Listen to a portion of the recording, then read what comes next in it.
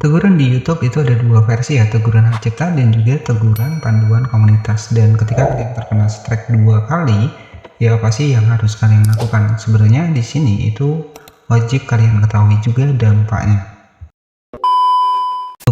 Untuk saat ini itu semakin ketat ya, jadi nggak pandang bulu kreator kecil ataupun kreator besar ya. Ketika memang dianggap YouTube itu melanggar ya, secara otomatis bisa terkena teguran seperti ini. Ya sebenarnya untuk teguran di bagian dari teguran pedoman komunitas di YouTube itu sebenarnya sudah dari lama memang ada ya, dan memang ada juga untuk persyaratan dan juga kebijakannya. Jadi sebenarnya di sini juga ada yang namanya adalah teguran hak cipta. Jadi mungkin yang paling ringan tentunya di sini itu teguran hak cipta ya, biasanya itu lebih ringan. Tapi kalau kalian sudah terkena strike 2 kali seperti ini, contohnya di sini ya. Jadi ada teguran pedoman komunitas 2 dari 3. Jadi apa sih untuk tips solusinya? Jadi untuk yang pertama ya, jadi ketika kalian memang sudah terkena teguran pedoman komunitas di sini, ketika sudah 2 kali, yaitu kan kita proses untuk pemulihannya itu kan sekitar 90 hari. Jadi kalau saran saya buat kalian yang mungkin terkena teguran seperti ini, kalau kita lanjutkan kemudian kita terkena teguran lagi, maka secara otomatis biasanya channel kita akan langsung dihapus. Dan itu ya berdampak kita harus mengulang lagi dari awal, dan juga belum tentu juga kalian buat channel baru lagi bisa dimonetisasi lagi.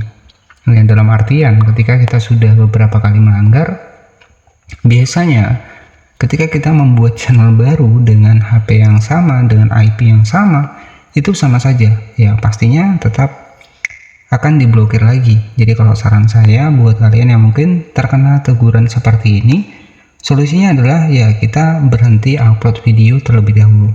Yang kita takutkan apa? Ya ketika kita terkena strike ke yang ketiga, secara otomatis channel kalian akan dihapus.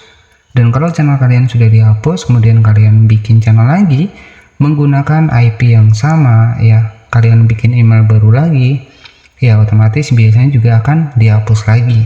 Jadi kalau saran saya ya di sini kita berhenti saja terlebih dahulu sampai 90 hari ya, sambil kita melakukan riset nih, misalkan kita pengen bikin konten apa lagi, jadi kita pelajari lagi ya, kemudian kita pelajari juga di teguran pedoman komunitas yang ada di YouTube apa saja sih yang tidak boleh. Jadi seperti itu ya. Kalau di bagian teguran hak cipta ini masih ringan ya, biasanya ini ketika 90 hari, biasanya juga ketika kita mengajukan banding ataupun kita menghapus videonya ya, biasanya itu akan hilang. Tapi kalau sudah teguran pedoman komunitas, artinya di sini sudah masuk ke ranah pelanggaran berat di channel YouTube kalian. Jadi untuk mengeceknya dari teguran-teguran seperti ini, kalian nanti tinggal masuk di aplikasi YouTube Studio. Di sini saya akan contohkan.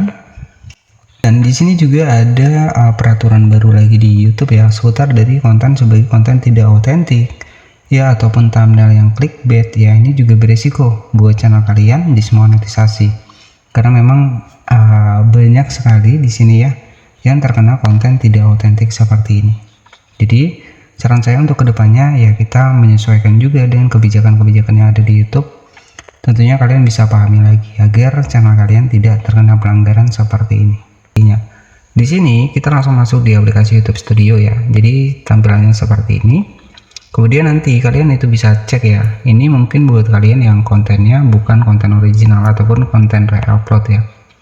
Jadi kita juga harus rajin-rajin ngecek di bagian sini ya. Ada logo C di sini. Kalian tinggal klik seperti ini, kita masuk di YouTube Studio ya.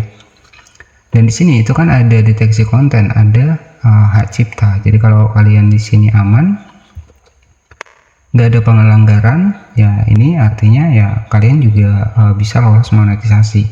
Dengan catatan di sini ketika kalian menggunakan konten re-upload ya harus memberikan perubahan ya, ataupun menggunakan konten AI ya harus lebih kreatif lagi.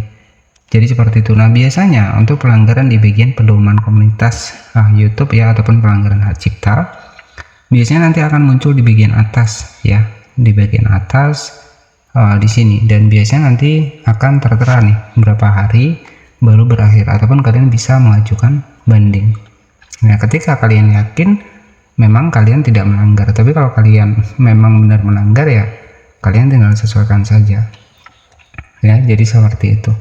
Jadi memang banyak sekali pertanyaan seputar YouTube ini. Ya memang kita tahu ya, perubahan-perubahan saat ini itu sangat ketat banget, bahkan bukan hanya channel kecil saja yang berdampak ya. Jadi channel besar pun ya, yang konten remix pun sama ya, mereka banyak yang terkena dismonet ya. Kemudian juga konten kartun tempel, kemudian remix konten orang lain itu bisa terkena dismonet ya. Jadi kalau saran saya lebih buat kalian yang mungkin baru mulai YouTube ya, lebih ke konten original saja ya, itu akan lebih aman, akan lebih awet, akan lebih jangka panjang ya. Jadi kalau kalian misalkan menggunakan konten reupload ya, takutnya ya, namanya kita reupload ya, kita nggak pernah tahu nih kapan terkena pelanggaran channel kita. Jadi kalau saran saya yang pengen versi jangka panjang, pengen channelnya tetap bertahan sampai nanti, ya saran saya video original ya, itu akan lebih aman ya buat kalian tetap berkembang di YouTube ya.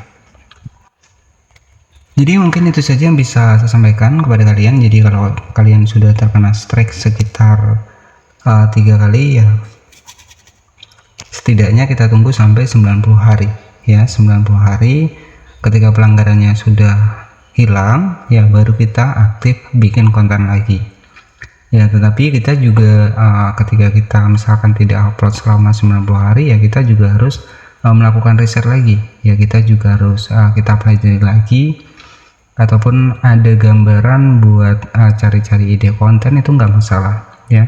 Yang penting, karena kita nggak pernah tahu nih video mana yang bakal terkena pelanggaran lagi. Kalau sudah terkena 2, 3 ya selesai, channel kita bisa dihapus ya. Dan kalau channel kita dihapus, kita bikin channel lagi di HP yang sama, di IP yang sama ya, bisa jadi terkena pelanggaran lagi. Jadi ya usahakan di YouTube untuk saat ini ya, kita harus lebih paham di kebijakan monetisasi ya, karena tujuan kita kan pengen mendapatkan penghasilan. Walaupun untuk mendapatkan penghasilan sendiri itu tidak mudah ya, ada persyaratannya seperti 3000 jam tayang, 4000 jam tayang ya, 1000 subscriber ataupun 500 subscriber.